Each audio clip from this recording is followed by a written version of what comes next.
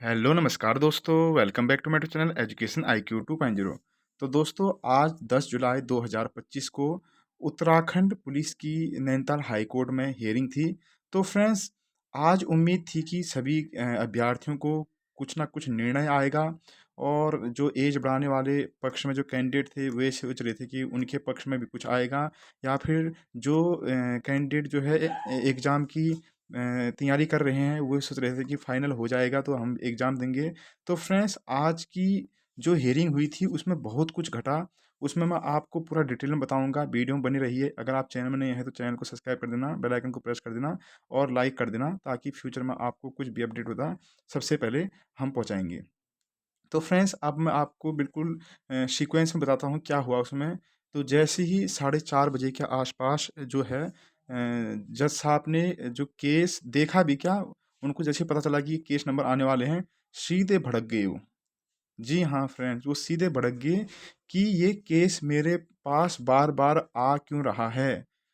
मेरे पास आ क्यों रहा है केस बार-बार। और वो फिर जो पिछली बार जहाँ पर जिन जज साहब ने उसको खारिज किया होगा केस को, वो उन पर भी वो करने लगे कि ये वहाँ से क्यों, वहाँ पर बहस क्यों नहीं की तुमने, जहाँ पर पिछली बार ये जिनके बेंच में गया था वहाँ पर बहस क्यों नहीं की? बार-बार यहाँ पर तुम इस केस को क्यों लेके आ रहे हो? बहुत और दूसरे काम है, एक यही काम है क्या?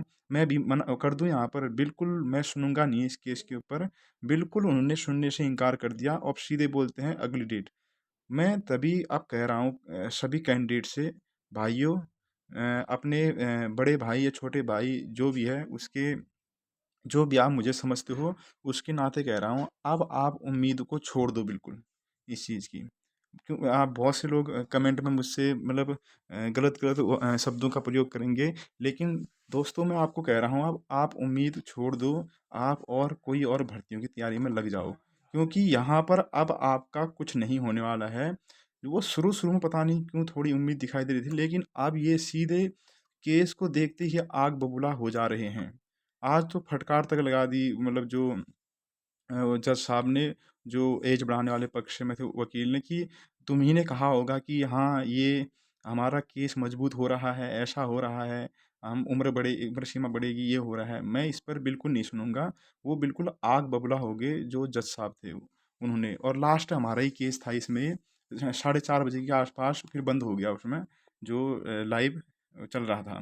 तो फ्रेंड्स मैं इसीलिए कह रहा हूँ, अभी आपको मैं थोड़ी देर बाद जो जज साहब की रिकॉर्डिंग थी वो भी यूट्यूब पे अपलोड कर दूँगा, आप देख लेना। मैं इसलिए कह रहा हूँ, खाली इसमें दोनों का ही समय बर्बाद हो रहा है।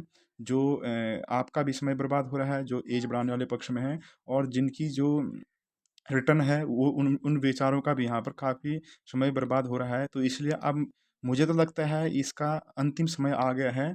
अब थोड़ा आप लोग जो है, एक भाई दोस्त होने के नाते मैं कहूँगा कि आप पीछे हट जाओ। और क्योंकि देखो, होना किसी का इसमें कुछ नहीं है। चलेगी वहाँ पर सरकार की, जो जज साहब बोलेंगे वही होगा। होगा कुछ नहीं लास्ट में, होना वही है जो अभी हो रहा है। 1 साल खींचेगा, 2 साल खींचेगा, 3 साल खींचेगा, लास्ट में समय बर्बाद होगा सबका, उम्र भी वैसे चली जाएगी। क्योंकि कहते हैं ना, सरकारी कामों में ज़िंदगी निकल जाती है करके। क्योंकि जॉब की वैल्यू जो होती है, आप सभी को पता ही है, उम्र के हिसाब से आप सभी भी इतनी संघर्ष कर रहे हैं, मेहनत कर रहे हैं। अगर आपको जॉब की वैल्यू पता नहीं होती तो आप करते? उनको क्या पता इस चीज़ों की वैल्यू? आप मैं इसलिए आप सभी से कह रहा हूँ कि अभी भी बहुत से वैकेंसीज़ ऐसी हैं जिसमें उम्र सीमा होती है।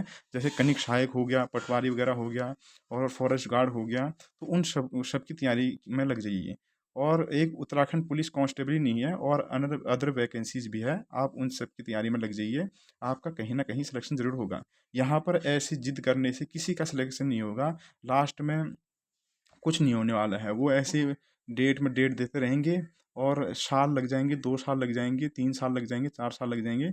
लास्ट में किसी का भला नहीं होगा। यहाँ पर वो कैंडिडेट जो जिन्होंने इतनी मेहनत करके यहाँ पर फिज़िकल दे रखा है, अब रिटर्न में देने वाले हैं, उनका भी फिर फ्रेंड्स सबका समय ही बर्बाद होता है। क्योंकि उम्र आपकी भी बढ़ रही है, इनकी भी बढ़ रही है, सबकी उम्र बढ़ रही है, और लास्ट में फिर कुछ नहीं होगा। लास्ट में जो 27-28 साल वाली वैकेंसीज़ हैं, उनसे भी हाँ, हाथ धो बैठे हुए। इसलिए मैं आपसे कहना चाह रहा हूँ कि इस चीज़ में आप ज़्यादा फ़ोकस ना ही करो मेरे हिसाब से यार, क्योंकि लास्ट में ये है, इस तरह से फिर सुनाई देता है। अभी आपको मैं बिल्कुल जो जज साहब ने जो बोला, जिस वे में बोला, मैं आपको दिखाऊँगा भी, फिर आप खुद ही डिसीज़न लेना कि आपको क्या करना है और वो करना है, कैसे करना है करके। तो फ्रेंड्स, बहुत दुःख लगा आज, मतलब बहुत अजीब, मतलब दिल में ऐसा हो रहा है ना, बिल्कुल कुछ कह नहीं सकते, क्योंकि इतने टाइम से ये चीज़ चल रहा है, 1 साल हो गया, युवा सोच रहा है कि आज हो जाएगा, आज हो जाएगा।